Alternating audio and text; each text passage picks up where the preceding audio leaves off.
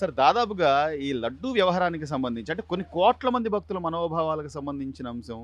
దాన్ని కూడా తప్పు జరిగితే సరే తప్పు జరిగింది తెలియక అని చెప్పొచ్చు. తప్పు ఒప్పుకోకపోగా జంతువుల కొవ్వు కలవలేదని చెప్పి వాదిస్తున్న వాళ్ళని అసలు ఎలా చూడాలి? ఏంటి వాళ్ళ వ్యవహారం? నమో వెంకటేశాయ నమః.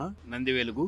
కల్తీ నెయ్యి వ్యవహారంలో సిట్ ఇచ్చిన తీర్పును గాని లేదంటే ప్రజలిచ్చిన తీర్పును గాని పెద్దవాళ్ళు చెప్పిన మాటలు గాని పట్టించుకోకుండా వాళ్ళు ఇష్టం వచ్చినట్లు ప్రవర్తిస్తున్నారు నాన్న. పార్టీ ఏదైనా అవ్వచ్చు, దేవుడి విషయంలో చాలా మనస్ఫూర్తిగా చేసిన తప్పును ఒప్పుకొని ప్రజల మనోభావాలని కించపరచకుండా కనుక చూస్తే వాళ్ళని దేవుడు క్షమిస్తాడు. మన ఇండియన్ సాంస్కృతిక ప్రకారం మరి ఇప్పటికైనా వాళ్ళకి బుద్ధి తెచ్చుకుని దీంట్లో గనక తప్పును ఒప్పుకుంటే క్షమించడానికి భగవంతుడికి కూడా అవకాశం ఉంటది. కాబట్టి మంచిగా ఉండాలని, రాష్ట్రం బాగుండాలని అందరూ కోరుకోవాలి. అంటే సుబ్బారెడ్డి గారేమో అవును అడల్ట్ జరిగింది, కల్తీ జరిగింది అని ఆయన నేషనల్ మీడియాలో ఒప్పుకుంటున్నారు.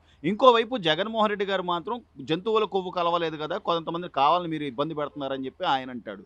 ఇప్పుడు ఆ రోజున సిట్ నివేదికలో కెమికల్స్ ప్లస్ అలాగే పామ్ ఆయిల్ అని చెప్పి స్పష్టంగా చెప్తున్నప్పుడు అసలు మీరు ఇంత 20 కోట్ల లడ్ల తయారీ 250 కోట్ల స్కామ్ చేయాలంటే అసలు అంటే తిరుమలను కూడా ఒక ఆదాయ వనరుగా చూసినట్టే కదా సార్. అయోధ్యకు కూడా పంపించాను నన్ను. సుమారుగా 3 లక్షల లడ్లు పంపించడం జరిగింది. కానీ దాంట్లో కలిసిందని చెప్తున్నారు. వారి పార్టీ అధినేత, ఉన్నత అధినేత ఆయన సుబ్బారెడ్డి గారే క్లియర్ చేశారు దాన్ని. మరి దాన్ని మొండిగా వాదించడం చేస్తున్నారు. ప్రజలకి తప్పుదోవ పట్టించడానికి చూస్తున్నారు. వారి మీడియాలో అయితేనేమో వేరుగా చెప్తున్నారు. ఎవరైనా ఒకటే, జగన్ గారు మన చుట్టం కాదు, చంద్రబాబు నాయుడు గారు మన చుట్టం కాదు, ఎవరైనా ఒకటేను. కాబట్టి దాని నుంచి సమగ్ర నివేదిక వచ్చింది. దాన్ని ఇప్పటికైనా సరే తప్పొప్పుకుని చక్కగా కనుక చేసుకుంటే దేవుడు వారిని క్షమిస్తారని మనస్ఫూర్తిగా దాన్ని పక్కగా ఏదో సైడ్ ట్రాక్ చేయాలనో లేకపోతే దాన్ని ఎంతసేపు అది మర్చిపోవాలని చెప్పి ఈ అంబటి రాంబాబు లాంటి వ్యక్తి చంద్రబాబు నాయుడు గారిని లకారాలతో మాట్లాడటం ఎంతవరకు సంబంధించి యాక్చువల్లీ రాంగ్ అన్నది. ఎవరైనా సరే, ఏ పార్టీ వారైనా సరే they should not use unparliamentary language. అది చేశారు. తర్వాత అంబటి రాంబాబు గారు మనసులో మరి ఏమైంది ఏమో తను కూడా ఒప్పుకున్నారు. తర్వాత ఏదో ఒప్పుకున్నా ఈ నిన్న ప్రదర్శనకు వెళ్ళారు. పోలీసులు ఎంత వద్దన్నా కానీ మరి దాన్ని ఉల్లంఘించి వెళ్ళారు. ఈరోజు జోగి రమేష్ గారింటికి వెళ్ళటానికి ఒక లైన్ ఏర్పాటు చేశారు. మరి బైపాస్ రోడ్డు మీదుగా వెళ్ళమని చెప్పారు.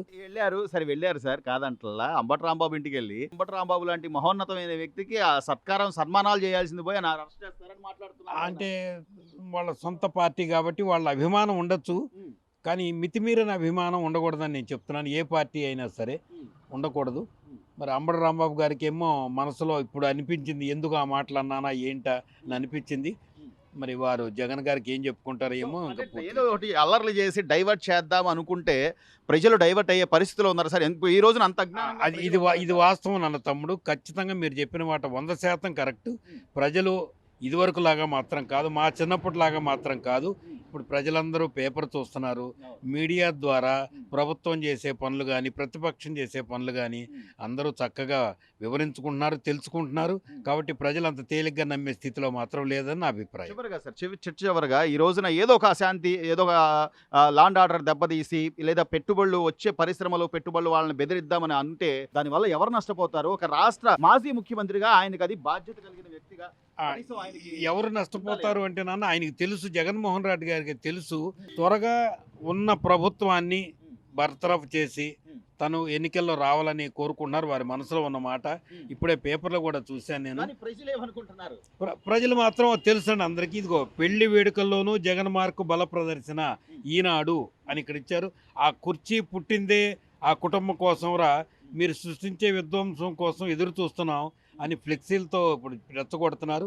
ఇక్కడ ప్రతి గ్రామంలోనూ ఈవో గారు, నందివెలుగు గ్రామంలో గురించి చెప్తున్నాను, ఈవో గారు రోడ్డు మీదకి వచ్చి ఈ ఫ్లెక్సీలు తీసివేయండి, పెట్టుకుంటే ఒక వారం రోజులు పెట్టుకోండి, తర్వాత తీసేయమని చెప్పడం జరిగింది.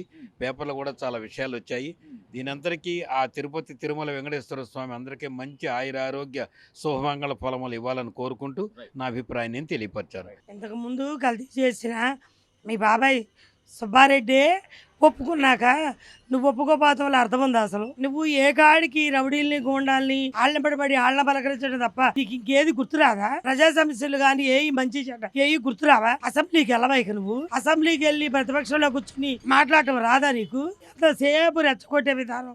జనాలు ఇప్పుడే గాడిని పడి రోడ్లని మంచని చెడని ప్రభుత్వం పట్టించుకుంటుంటే అట్లాంటి ప్రభుత్వాన్ని జనం మెచ్చుకుంటుంటే చూడలేక ఓర్చుకోలేక ఏదో బురద చెమ్మాలి, నా ఉనికిని చాటుకోవాలి, నేను ఉన్నానని జనం మర్చిపోతున్నారేమో, వాళ్ళు గుర్తు పెట్టుకోవాలని ఇలాంటి విషయాలు చేస్తే నువ్వు గుర్తుండవు. నువ్వు జనం కోసం రా, నువ్వు జనం కోసం అసలు నువ్వు గెలిచినాక ఒకసారి జనంలోకి వచ్చావా?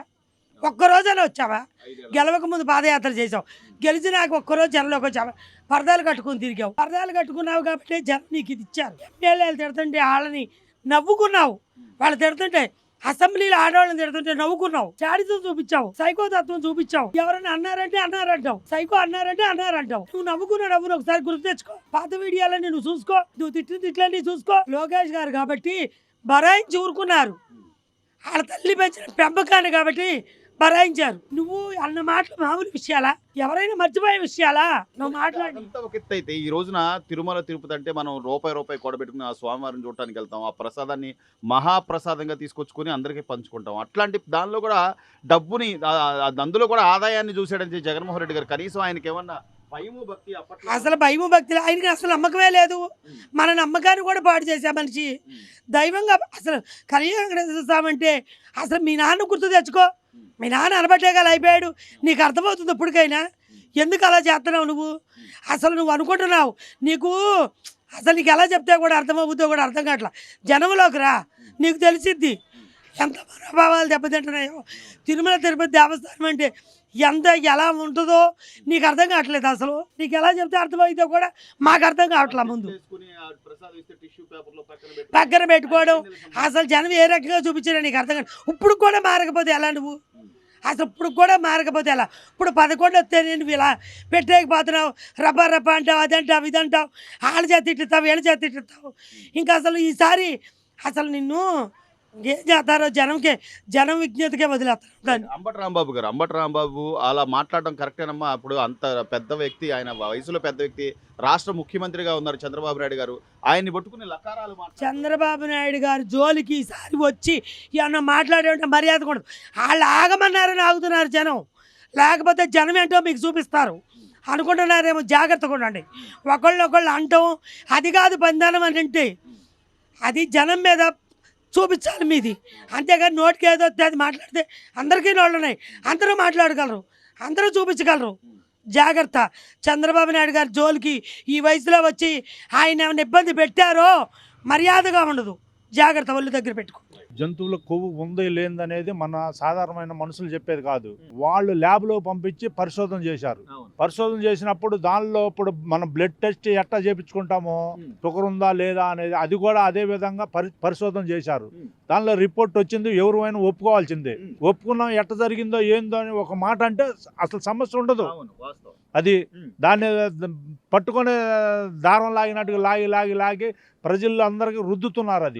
అది రెండోసారి వాళ్ళ మీద ఇప్పుడు ఆ జంతువు కొలిచిందో కలవలేదో భగవంతుడికి తెలియాలి, వాళ్ళకి తెలియాలి. ఇప్పుడు ఆ రిపోర్ట్లో వచ్చిందిగా, వచ్చినప్పుడు ఒప్పుకోవాలి కదా, తప్పును తప్పుగా ఒప్పుకోవాలిగా, ఒప్పుకుంటే సమస్యలు ఉండవుగా. కానీ ఒప్పుకోకపోగా దాన్ని ఈ రోజున సైడ్ ట్రాక్ పట్టించడం కోసం అని కానీ, లేకపోతే డైవర్ట్ అవ్వాలని కానీ, అంబటి రాంబాబు లాంటి వ్యక్తి, రాష్ట్ర ముఖ్యమంత్రిగా ఉన్న వ్యక్తి, అందులో వయసులో పెద్ద ఆయన పట్టుకుని లకారాలతో మాట్లాడటం ఎంతవరకు సంబంధించి? ఆయన నెంబర్ 1 తప్పుడు మనిషి.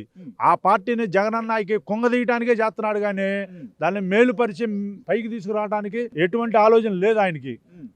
ఆ పక్క నుండి ఆయనకే కొంగ కొడతా, ఇంట్లో దొంగని ఈశ్వరుడు కూడా పట్టుకోలేదు అంటారు చూసా, అలాంటి వ్యక్తి ఆయన. మీరేం అలా అంటున్నారు? నిన్న జగన్మోహన్ రెడ్డి గారు వాళ్ళ ఇంటికి వెళ్ళి మంచివాడు, ఆయన నమ్మి ఉన్నాడు, ఆయన్ని నమ్మి ఉన్నాడు. ఆయన వల్ల పార్టీ పత్రం అయిపోతుందని ఆయన కనుక్కోలేకపోతున్నాడు, తెలుసుకోలేకపోతున్నాడు. అది పక్కలో కత్తిని ఎవరు కనిపెట్టలేరు చూసా, అలాంటి వ్యక్తి ఆయన. అది జోగి రమేష్ గారు కూడా ఏదో ఒకటి మాట్లాడి ఇక్కడ అల్లర్లు చేసి అసలు ఈ లడ్డు గురించి జనాలు మర్చిపోవాలి అనుకుంటున్నారు తప్ప అసలు అది మర్చిపోయే అంశమా, లేకపోతే ప్రజలంతా అసలు శిక్షించాలి. తప్పును తప్పుగానే మనం చేయాలి. తప్పు ఉన్నప్పుడు తప్పు శిక్షించాలి, ఏ పార్టీ వాళ్ళు అయినా సరే. అది దానికి ఏదో ఒక అల్లర్లు చేసి వాళ్ళని తిట్టి వీళ్ళని తిట్టి దాన్ని ఏదో సైడ్ ట్రాక్ చేద్దామంటే వాళ్ళ ఆలోచనలు అది. ఎక్కడెక్కడ కార్యకర్తలు వీళ్ళందరూ కొట్టుకు సావమని వాళ్ళు చేసే పనులు. వాళ్ళు ఎక్కడెక్కడ వాళ్ళు ఒక అన్నదమ్ముల్లాగా ఒక యూనిట్గా ఆ నెల రోజులు ఏ పార్టీ ఆ పార్టీ చేసుకొని మర్చిపోతాం. ఏ పార్టీ అధికారం ఉన్నా ఆ పార్టీ దగ్గరికి వెళ్ళి పని చేయించుకుంటాం, మంచి చెడులు సంప్రదించుకుంటాం. వీళ్ళు ఇంకా గెలిగి జనంలో కొట్టుకు వాళ్ళిద్దరు చెరో కర్ర తీసుకొని కొట్టుకోమో తెలిసింది వాళ్ళ దమ్మేందో ఏంది. ప్రజల్లో కాదు, వాళ్ళిద్దరు ఎలగీసుకొని అగ్రిమెంట్ రాసుకొని కేసులతో సంబంధం లేదని ఎలదీసి కొట్టుకోమని చెప్పండి, వాళ్ళకి తెలిసిద్ది. ప్రజల మీద రుద్దుతుంది తప్పితే ఏమన్నా ఉందా చెప్పు. సో మొత్తం మీద అయితే సార్ ఈ రోజున ఇప్పుడు ఈ రోజు అంబటి రాంబాబు గారిని పలకరించడానికి వెళ్ళినా లేకపోతే జోగి రమేష్ గారి ఇంటికి వెళ్ళినా ఈ వ్యవహారాలు అసలు జరగడం ఎందుకు, మళ్ళీ ఈయన పరామర్శించడం ఎందుకు, ఇవన్నీ ప్రజలు చూడట్లేదా? న్యాయంగా హాస్పిటల్లో ఉండోడు, దెబ్బలు తగిలి ఉండోండి, ఏదన్నా వ్యాధితో ఉండోండి పలకరీయటానికి వెళ్ళొచ్చు, కానీ కామకోమంతో మదెక్కిన మనిషి దగ్గరికి పలకరీయటానికి వెళ్తాం కూడా తప్పు, చూడటానికి కూడా వెళ్తాం తప్పు. ఇది నా నాడి కాదు, ప్రజల్లో నాడిది, ఇది ప్రజల్లో నాడిది. ప్రజల తరపున నలుగురితో మాట్లాడి నేను కనుక్కుంటున్నా ఈ 2 రోజుల నుంచి. ఆ విషయం నేను చెబుతున్నా. అది దోసుకో అన్న వాళ్ళకే పదవులు ఇచ్చారు జగన్ గారు. ఎవరు ఇష్టం వచ్చినట్టు వాళ్ళు ఆట ఆడుకున్నారు. ఎవరిని ఏమంటానికి అంటే మాత్రం లోపలేస్తున్నారు. ఆ పరిపాలనలో అందరినీ చూశారు. సుధాకర్ దాటని ఏం చేశారు, అలాగే ఏ దళితులు కానీ ఎవరినైనా సరే అది మన చేతిలో ఆయుధం తీసుకొని మటర్ల కన్నా మటర్ చేసి మీరే చేశారు అన్నట్టు ఎదటోళ్ళ మీద ఎక్కువ చేస్తున్నారు. ఇది ఒక దేవుడిని చూడాలంటే ఆయన చూడటమే, మనం ఏమీ చేయలేము. కనీసం కొన్ని కోట్ల మంది వెళ్తుంటారు, వాళ్ళ భక్తుల మనోభావాలకు సంబంధించిన అంశం. హై స్థాయిలో ఉన్న గుడి అది, ఆయనతో పెట్టుకోవటం అనేది అక్కడ ఉన్న సమస్యలు అందరికీ ఉండొచ్చు. అక్కడికి వెళ్ళినాక ఉన్న బాధలు మర్చిపోయి ఆయన చూసే శక్తి ఆయనలో ఉంది. అలాంటి దేవుడి దగ్గర కూడా నువ్వు పాల్గొంటే అది ఆ దేవుడే సహించలేక నిన్ను 11కు దిగదార్చాడు. ఇప్పుడు సుబ్బారెడ్డి గారు వాళ్ళ సొంత బాబాయ్ కల్తీ జరిగిందని చెప్తున్నాడు. ఈయన మాత్రం కొవ్వు కలవలేదు కదా, జంతువులు కొవ్వు కలపలేదు కదా అంటే ఏదేమైనా అది ఇంతో అంతో కలిసింది అనేది ఉన్నాక ఎంత బంగారం తీసుకున్నా ఎంత బంగారంతో దొంగే కదండి. నేను ఎంత తీసుకోలేదు ఇంతేగా పానీ అన్నట్టుగా చెబుతాడు ఆ జగన్. మొన్న పరకమణి విషయంలో కూడా అట్లాగా 72,000 74,000 అని చెప్పి. అది ఏదైనా డబ్బే కదా, డబ్బులే. ఇప్పుడు ఇట్లాంటి వాళ్ళని ఖచ్చితంగా శిక్షించాలంటావా లేదా? ఆ దేవుడే చేస్తాడు. వీళ్ళు చేస్తే వీళ్ళు కావాలనే చేశారని ఇంకో రకంగా చెప్తారు వాళ్ళు. మరి దానికి తోడు అంబటి రాంబాబు రాష్ట్ర ముఖ్యమంత్రి గారిని పట్టుకున్నట్లా తిట్టచ్చా బాబాయ్? ఆయన తిట్టడం అనేది ఆయన ఇప్పుడు భార్య బిడ్డలు వాళ్ళ ఫ్యామిలీ కూడా వ్యవహారాలు పోకూడదు, చాలా తప్పు అది. ఏదైనా వ్యక్తిగతంగా ఉంటే రాజకీయంగా ఎదుర్కో. ఆయన ఎంత పవర్ ఉందో అంత చెయ్యి, తప్పులేదు. నువ్వు ఆయన ఫ్యామిలీ నీ ఫ్యామిలీ వాళ్ళు ఏమన్నా అంటాం అనేది అది ఎవరిని కూడా అనకూడదు. ఆయన వాళ్ళ దగ్గరికి వెళ్ళి ఇప్పుడు ఈయన వెళ్ళి పరామర్శించి అసలు అలాంటి వ్యక్తికి సన్మానం చేయాలి, అంబటి రాంబాబుకి సన్మానం చేయాలి. రెచ్చగొడటానికి ఇవన్నీ ఈ లడ్డు కల్తీ వ్యవహారాలు మాఫియా చేయటానికి ఇవన్నీ మలుపుతున్నాడు జగన్. ఇవన్నీ అది మర్చిపోవటానికి ఇవన్నీ అలజడి సృష్టిస్తున్నాడు. తెలుసు, అందుకే 11కు తెచ్చారు.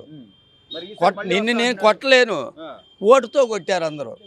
వాళ్ళ ప్రభుత్వంలో అడ్డు నల్లగా ఉంది, ఇప్పుడు ప్రభుత్వంలో తెల్లగా మల్లెపూలే ఉంది. ఇంకా మరి కల్తీ అంటే మనం ఏం చేస్తాం, కల్తీ లేదంటే దానికి దీనికి తేడా పడుతుందిగా.